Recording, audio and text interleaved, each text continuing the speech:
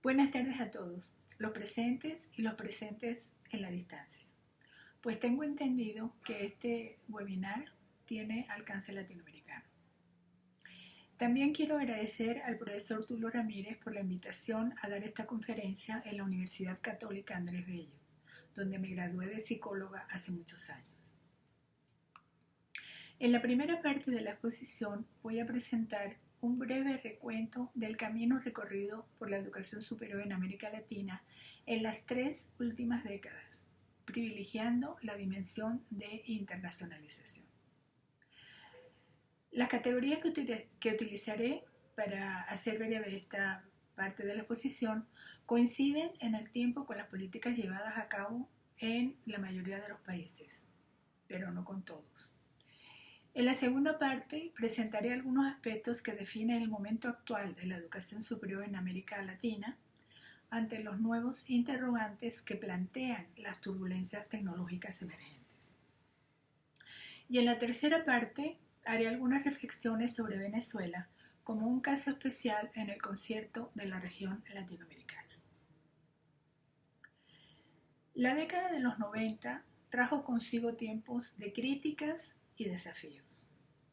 Por un lado, el concepto de crisis se volvió una categoría transversal en muchos estudios. Se escribía sobre la crisis del financiamiento, de la calidad, de la desconexión con el entorno y con la empresa. Algunos especialistas en educación superior, como el reconocido José Joaquín Brunner, incluso hablaron de una crisis de identidad de la propia universidad como institución. Se publicaron libros de tono muy crítico, coordinados por autores influyentes en la región, como La Universidad en Ruinas, de Elio Trindade, en 1999, y en el 2001, La Universidad en la Penumbra, coordinado por Pablo Gentili, secretario ejecutivo de Claxo. Ambos textos cuestionan principalmente el neoliberalismo, los procesos de privatización y el énfasis en la relación de la universidad con el mercado. En esos y otros estudios, el Banco Mundial fue criticado como promotor de políticas neoliberales. Aunque esta organización continuó influyendo en los países que solicitaban fondos, su peso empezó a disminuir con la aparición del discurso de UNESCO en la segunda mitad de la década de los 90. El enfoque de UNESCO se desarrolló a través de consensos generados en reuniones en todas las regiones del mundo. En América Latina, la reunión regional se realizó en 1996 en La Habana y la Conferencia Mundial, que era la reunión de todos los representantes de cada una de las regiones del mundo, se realizó en 1998 en París. El resultado fue una agenda de transformación de la educación superior que destacaba la equidad, la pertinencia, la autonomía, la importancia del financiamiento público, una internacionalización con cooperación y la necesidad de mejorar la calidad mediante sistemas de evaluación. En resumen, la UNESCO logró formular un cuerpo doctrinal con amplio consenso, convirtiendo la Declaración Mundial de 1998 en una especie de brújula, una carta de navegación para los procesos de transformación de la educación superior. Estas conferencias, además, enriquecieron el debate sobre el pensamiento universitario, tan necesario en todas las épocas. En términos de políticas universitarias, la evaluación institucional fue la más frecuente en la región latinoamericana, lo que llevó a algunos autores a denominar a los 90 como la década de la evaluación en América Latina. Recordemos que en Europa las reformas de la evaluación institucional se habían desarrollado en los 80. En América Latina, en países como Argentina, Brasil, Chile, Colombia, México, Perú y quizás algunos otros, se crearon sistemas de evaluación y acreditación que lograron consolidarse mediante instancias especializadas. Bueno, llegamos a los primeros tiempos del siglo XXI. Este siglo hereda los avances tecnológicos de la década anterior, especialmente Internet, lo cual potenció enormemente la interactividad y contribuyó a una vigorosa globalización del conocimiento. En este contexto, la internacionalización de las universidades adquiere protagonismo, manifestándose en dos versiones contrapuestas. Por un lado, una internacionalización con fines competitivos y lucrativos, caracterizada por el surgimiento de nuevos proveedores transnacionales y la expansión del sector privado internacional. Esto ha sido acompañado con el auge de los rankings mundiales de universidades y el impulso para crear universidades de clase mundial. Estas dinámicas impulsan la captación de talentos de diversas regiones y la atracción de estudiantes extranjeros talentosos, con lo cual eleva la producción de conocimientos, lo que a la vez hace mejorar sus posiciones en los rankings mundiales. Por otro lado, la Organización Mundial del Comercio, OMC, a través del Acuerdo General sobre el Comercio de Servicios, GATS por sus siglas en inglés, llegó a considerar la educación superior como un servicio comercializable. Y no obstante, a pesar de algunos ajustes y negociaciones sobre este acuerdo, en respuesta a protestas de académicos de todo el mundo, el sector privado internacional ha crecido aceleradamente en un contexto altamente estratificado. Por ejemplo, el sector privado transfronterizo pasó de alrededor de 15.000 millones de dólares en 2011 a aproximadamente 75.000 millones en el 2021 y se estima que alcanzará los 117.000 millones para el 2027. Ante esta situación, países de las regiones afectadas llevaron estas preocupaciones en las reuniones mundiales de UNESCO, que se realizan aproximadamente cada 10 años. Así, en las reuniones mundiales del 2009 y 2022, la UNESCO expresó en sus declaraciones mundiales la importancia de defender una educación superior pública frente a la mercantilización. Especialmente fue importante la presión de los representantes de América Latina, particularmente del grupo Mercosur Universitario, cuya posición fue enfática en considerar la educación superior como un bien público y social, y no un comercio de servicios. Aclaro que es importante saber que un bien público no es incompatible con el sector privado, sino con aquel privado cuyo objetivo son las ganancias. En estas declaraciones se aprobó una internacionalización basada en la cooperación y se reiteraron los temas prioritarios que habían sido señalados en reuniones precedentes. Estos eran equidad, pertinencia, calidad, innovación pedagógica e institucional y asegurar una gobernanza eficiente y un financiamiento público justo. Y en la última reunión del 2022 se añadió a esos temas el de la transformación digital, la sostenibilidad y el cambio climático. Sin embargo, en el ámbito internacional, ambos enfoques, el de la comercialización y el de la cooperación, continúan presentes, siendo la comercialización más evidente en los hechos y la cooperación en los discursos. En el 2015 el tema del desarrollo emerge con un nuevo protagonismo, cuando la Asamblea General de las Naciones Unidas adoptó los Objetivos de Desarrollo Sostenible, los cuales forman parte de la Agenda 2030 diseñada para guiar los esfuerzos globales hacia el desarrollo. A diferencia del concepto de desarrollo de los años 50 y 60 del siglo pasado, que se dirigía solo a los países subdesarrollados y se asociaba al crecimiento económico medido por el PIB y la industrialización, los Objetivos de Desarrollo Sostenible de la ONU ahora tienen alcance mundial y están dirigidos a erradicar la pobreza, proteger el planeta y asegurar la prosperidad para todos hacia el 2030. En todas las regiones del mundo hay universidades que han adoptado esta agenda, integrando los objetivos de Desarrollo Sostenible en sus actividades de investigación, docencia y extensión. La Unión Europea respalda estas iniciativas en las universidades a través de fondos y proyectos enfocados en los objetivos de desarrollo sustentable. En América Latina, aunque la atención en las universidades parece que ha sido menor, se están realizando actualmente esfuerzos de concientización. Así, en el 2023, el año pasado, el IESAL UNESCO organizó un curso de internacionalización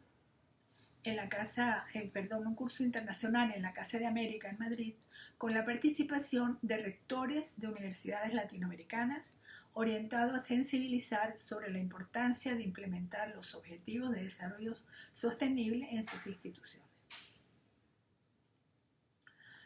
¿Con qué contamos en América Latina? Al hacer un balance, observamos que América Latina, al igual que otras regiones del mundo, ha avanzado en muchos aspectos durante las últimas décadas. Comparando los datos actuales con los de hace 30 años, notamos un aumento extraordinario en la cantidad de estudiantes de educación superior a nivel mundial. En 1994 había aproximadamente 80 millones de estudiantes y en el 2023 esta cifra alcanza a 235 millones, es decir, se ha triplicado. Lo mismo ocurre con las tasas brutas de escolarización en educación superior, que a nivel mundial han pasado de 14% al 39% en estos 30 años. Es interesante destacar que América Latina ha superado el promedio mundial en estos indicadores. En términos de matrícula en educación superior, la región pasó de cerca de 7 millones de estudiantes en 1994 a aproximadamente 28 millones en 2021. Algo similar ocurrió con las tasas brutas de escolarización, que en América Latina aumentaron del 17% al 55%, superando el crecimiento del promedio mundial. Este incremento se debe principalmente a la expansión de las instituciones del sector privado. Hace 30 años, el 53% de las instituciones de educación superior en la región eran privadas, con un total de aproximado de 5.438 instituciones. Hoy, el sector privado representa el 63% de un total de aproximadamente 10.350 instituciones. Hay que destacar que el peso más significativo lo tienen Chile y Brasil, que históricamente tienen porcentaje muy alto de matrícula privada. Estas cifras las pueden encontrar en dos estudios comparados. Uno que se hizo en 1995 por UNESCO, y yo tuve la oportunidad de ser la coordinadora, y fue la primera vez que se hizo un estudio comparado con datos sobre la situación de la educación superior. Y los últimos, de 2021, son del informe de CINDA, Centro Interuniversitario de Desarrollo, que realiza estudios comparados de América Latina cada 6 años. Por lo tanto, la región latinoamericana cuenta con sistemas de educación superior que ofrecen un acceso bastante amplio, aunque con grandes desigualdades entre países. Hay un número considerable de instituciones con una alta diversificación institucional y con un sector privado heterogéneo, con universidades de primera y con universidades de garaje, como dicen los colombianos. En términos de calidad, solo un pequeño grupo de universidades ha alcanzado los estándares de las universidades de países desarrollados. Entre las universidades públicas, por solo nombrar unas pocas, se encuentran la de Sao Paulo y Campinas en Brasil, la UNAM en México y la UBA en Argentina. Algunas de las universidades de este nivel han logrado crear incubadoras de empresas y centros tecnológicos industriales, promoviendo proyectos de vinculación con organizaciones sociales, empresas y organismos públicos. Entre las mejores privadas se puede señalar la Universidad de los Andes en Colombia y también dos universidades pontificias, la de Chile y la del Perú. Es decir, existen un grupo de universidades y algunos institutos, como el Tecnológico de Monterrey, que tienen condiciones favorables para avanzar hacia el nuevo paradigma de universidad innovadora e inteligente. También existen valiosas universidades más pequeñas y que habría que darles mayor visibilidad. Ellas son muy efectivas vinculando su capacidad de investigación y enseñanza con las realidades y necesidades de sus comunidades locales, bajo el enfoque de preservación del patrimonio cultural y del desarrollo sostenible. Entre ellas, la Veracruzana en México, la de Loja en Ecuador, la de Cusco en Perú, por eso nombrar unas cuantas, porque hay muchas. Ahora bien, el mayor consenso sobre los elementos que siempre están presentes y de manera crítica en la mayoría de todos los países son el financiamiento y la gobernanza, aspectos que ya han sido tratados en otras conferencias de este webinar. Por tanto, yo voy a referirme a continuación al tema de lo internacional, que aparece como fundamental en los tiempos actuales. América Latina necesita de científicos de alto nivel que produzcan conocimientos necesarios a la especificidad regional y que sean capaces de interactuar en condiciones de horizontalidad con las redes de conocimiento global, siempre bajo el supuesto que la ciencia es universal, sobre todo la que se hace en las universidades, y forma parte de los adelantos de la civilización y por tanto sus resultados pertenecen a toda la humanidad. Ahora bien, se ha observado en las últimas décadas una geopolítica mundial del conocimiento bastante estratificada, con alta concentración de conocimiento y de talentos en algunas regiones del mundo y países. Ahora bien, esto no es nuevo. A lo largo de la historia se ha observado la importancia que las instituciones académicas han otorgado a la contratación de profesores de prestigio para atraer alumnos de todas las latitudes.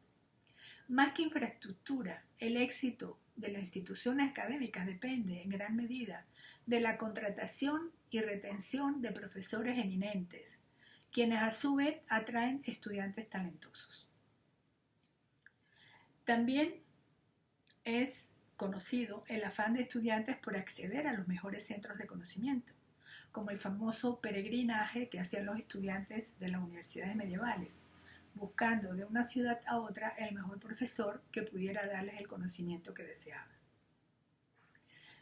Lo que hace diferente la situación actual es que el conocimiento ha pasado a tener, como todos sabemos, un valor estratégico en todas las dimensiones y no solamente la económica. También son nuevas las características de deslocalización e interactividad instantánea del conocimiento, lo cual presenta situaciones distintas y mucho más complejas a las conocidas anteriormente, en términos de inclusión y exclusión de los beneficios del saber. Actualmente, y desde el punto de vista de las instituciones académicas, la concentración del conocimiento se encuentra, en la mayoría de los casos, en las llamadas universidades de clase mundial, que son las que ocupan los primeros lugares de los rankings mundiales de universidades y que son las que garantizan a las corporaciones globales las innovaciones y los conocimientos con impacto en la economía global. Las asimetrías de la configuración mundial del conocimiento cada vez son mayores, aumentando la distancia entre los países. La tendencia de heterogeneidad y estratificación se observa, por ejemplo, en las publicaciones académicas, científicas. América Latina del Norte tiene un 27%, Europa 25%, Asia 30% y América Latina 8%. En América Latina es Brasil quien más pesa, pues este país tiene el 60% de publicaciones científicas académicas en comparación del total de América Latina. Le sigue México con 20% y Argentina con 10%. O sea que entre los tres suman 90%. En cuanto a estudiantes extranjeros que reciben las universidades, el 78% recae en los países anglosajones. En América Latina, Brasil, Colombia y México son los 3 países que más estudiantes nacionales tienen estudiando fuera del país. Y Argentina es el mayor receptor de estudiantes latinoamericanos. En general, la mayoría hacen saltos directos de los países a los países centrales más que a cualquier otro país de la región. Aunque, como vimos, en algunos países tienen universidades de primera. Otro aspecto importante de analizar es el desarrollo de los doctorados, por cuanto es la instancia que forma para la producción de conocimientos. De un total aproximado de 32.000 doctorados, Brasil tiene el 64%, seguido de México con 19% y Argentina 9%. Entre los tres países alcanzan también un total del 93%. Lo anterior nos plantea muchas preguntas en cuanto a las dinámicas de regionalización en América Latina. ¿Cuáles deberían ser las políticas para hacer realidad una regionalización con cooperación? Es posible que los países con mayor intensidad de conocimiento, en vez de mirar solamente hacia afuera de la región para las conexiones académicas, asumiendo asimetrías negativas con respecto al liderazgo de los nodos centrales del conocimiento, se conviertan también, y sin renunciar a sus conexiones con el exterior, en nodos con asimetrías positivas hacia los otros países de su propia región. Esa es una pregunta. Otra pregunta: ¿cómo desarrollar políticas regionales para la optimización de complementariedades de los doctorados? Se necesitan crear más programas de doctorado. Se deberían crear las famosas universidades de clase mundial en la región de manera de minimizar la fuga de talentos hacia afuera de la región. ¿Tiene sentido la creación de un marco común de trabajo entre los distintos países de la región de manera análoga al área de investigación europea? Por último, una reflexión que no está de más. ¿Existen recursos para retener a los académicos más talentosos y productivos? Algunos autores opinan que hay países en la región que no tienen un déficit de recursos humanos, sino un déficit de políticas para aprovechar su capital intelectual. Eso explicaría en parte el éxodo de científicos que tocaremos más adelante. Impactos de los cambios disruptivos en la educación superior de América Latina. Creo que pocos estarían en desacuerdo en sostener que estamos presenciando el inicio de una nueva era, impulsada por avances como la inteligencia artificial, la biotecnología y la digitalización de prácticamente todos los aspectos de la vida humana. La velocidad y alcance de estas transformaciones tienen el potencial de redefinir estructuras y paradigmas en múltiples dimensiones, no solo en la economía, sino también en las formas de interactuar, aprender y organizar nuestra sociedad. Sin embargo, estos avances también traen consigo el temor legítimo a los riesgos que están siendo identificados por algunos autores, entre ellos el historiador Harari.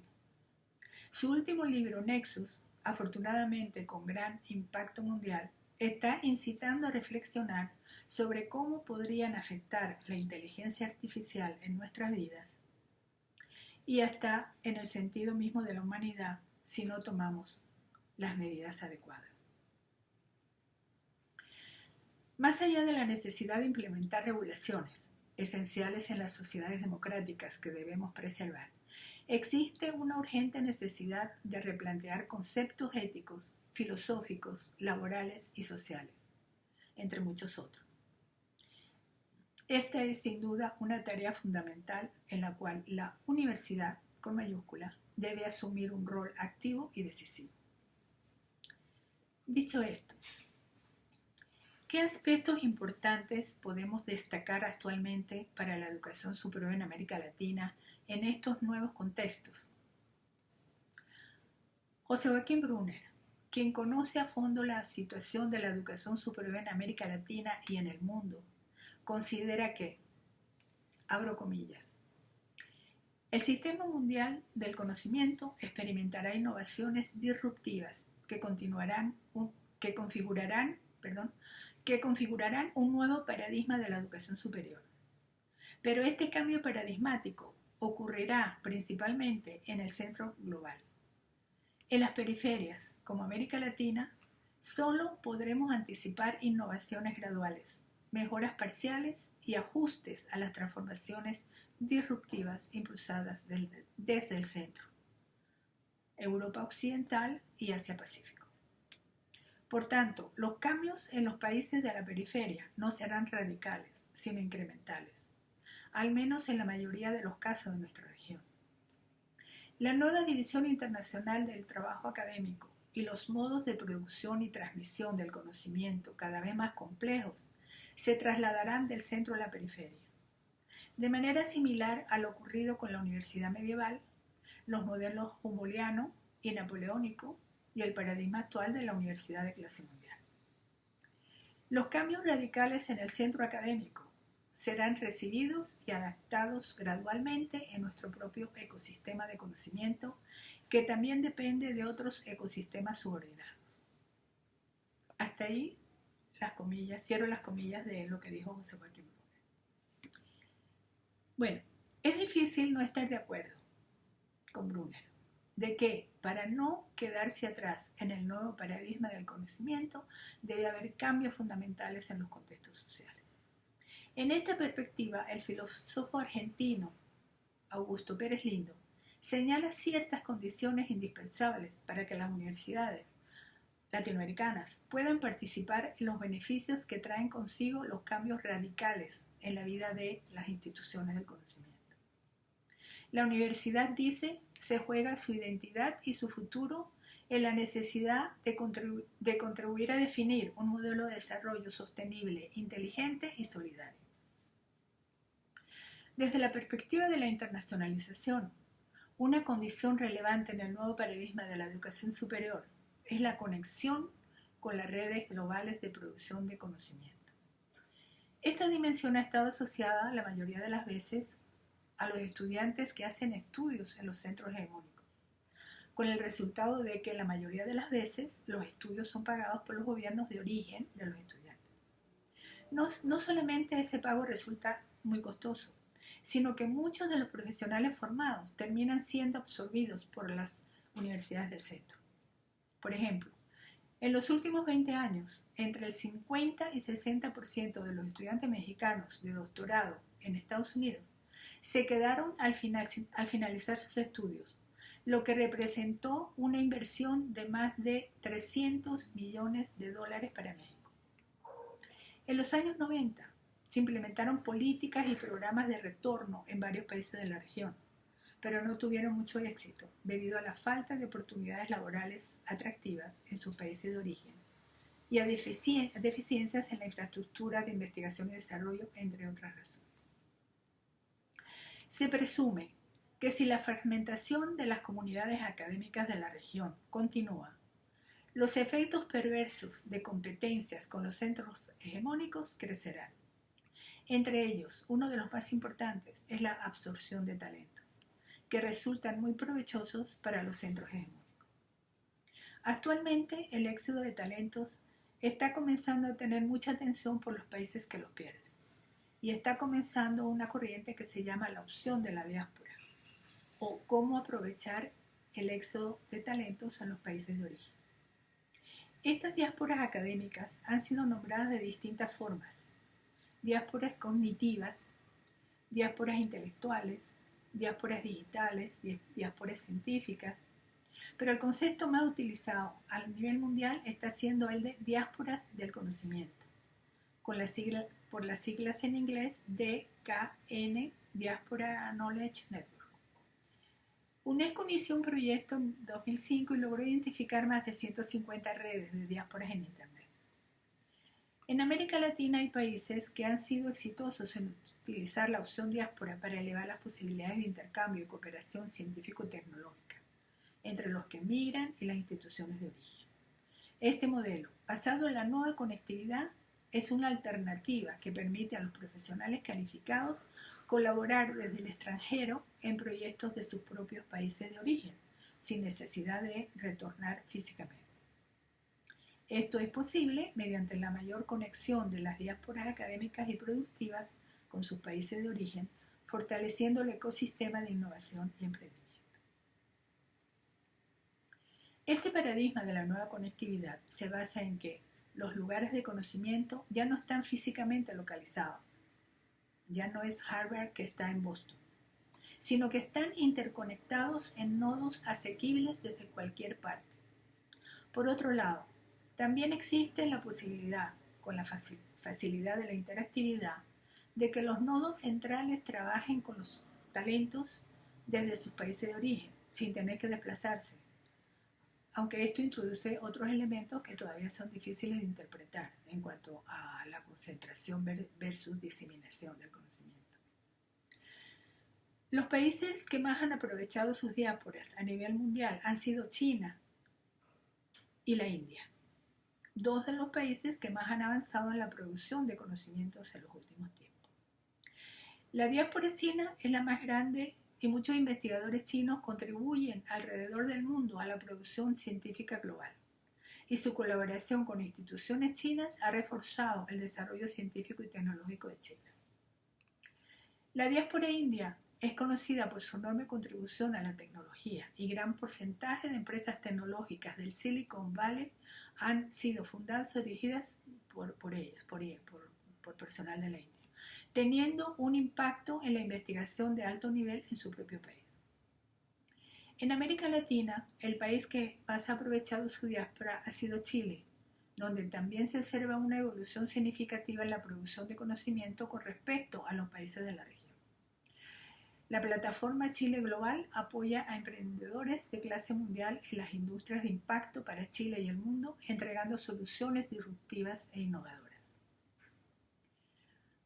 Terminando con el caso de América Latina, podemos concluir que a pesar de los desafíos, problemas y transformaciones que han marcado la educación superior, la región sigue mostrando una resiliencia y una capacidad de innovación que nos invita a repensar nuestro papel en un mundo cada vez más interconectado. Con esta mirada, veamos ahora la situación de Venezuela, un caso que refleja en muchos aspectos los dilemas y esperanzas de la región. En Venezuela, las universidades públicas, por mencionar solo tres, la Universidad Central de Venezuela, la Universidad Simón Bolívar y la Universidad de los Andes, han tenido históricamente la mayor experiencia en investigación e internacionalización. En los últimos años, algunas universidades privadas han intentado fortalecer estas capacidades, aunque con limitaciones propias del contexto actual del país. Sin embargo, a pesar de las difíciles circunstancias que, como una nube densa, ha cubierto a las universidades, especialmente a las públicas autónomas, estas han logrado sobrevivir, aunque con enormes contratiempos y retrocesos. La Universidad Central de Venezuela, por ejemplo, que estuvo entre las 300 mejores universidades en los rankings mundiales a comienzos de los 2000, ha caído 20 años después en el rango de las 600.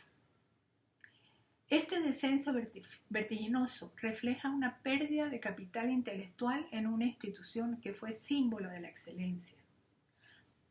Sin embargo, ha habido méritos que no tienen la suficiente visibilidad.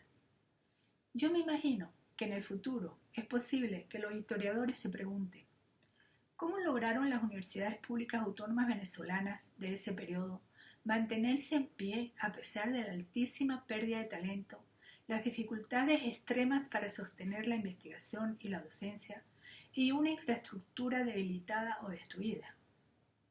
Y, sobre todo, ¿cómo sobrevivieron con profesores e investigadores que recibían los salarios académicos más bajos del mundo?